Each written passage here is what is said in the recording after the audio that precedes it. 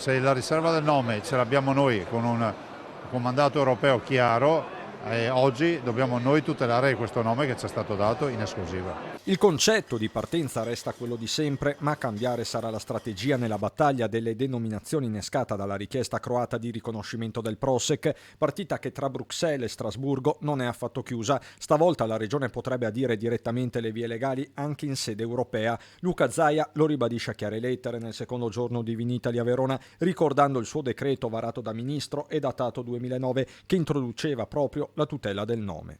Quella riserva del nome parte dal presupposto che c'è una città che si chiama Prosecco, vicino a Trieste, un piccolo comune, che fra l'altro si chiamava Prosec prima di chiamarsi Prosecco. Quindi il termine Prosec è nostro, quindi non dobbiamo solo difendersi, ma dovremmo attaccare e dire a questi signori in Croazia che non devono più utilizzarlo perché stanno utilizzando il nome nostro, così la mettiamo a posto subito la roba. Difendere il termine Prosecco significa non solo tutelare il vino, ma promuovere lo stesso territorio chiamato uno sviluppo turistico da qui ai prossimi anni, proprio in virtù della certificazione UNESCO, senza contare il ritorno dei turisti stranieri dopo 2 anni di pandemia. Dobbiamo essere pronti anche perché non dobbiamo realizzare alberghi, ma un albergo diffuso, recuperare e restaurare tutto quello che c'è nel territorio dell'area UNESCO.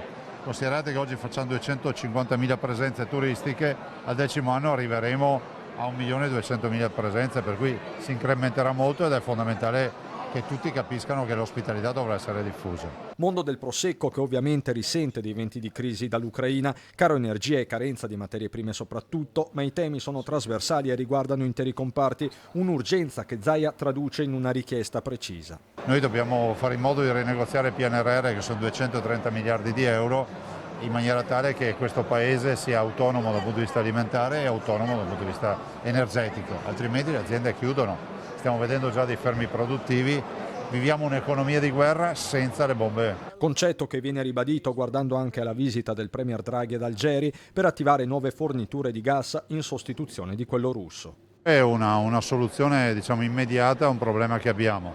Io spero che la prossima firma sia quella della pace.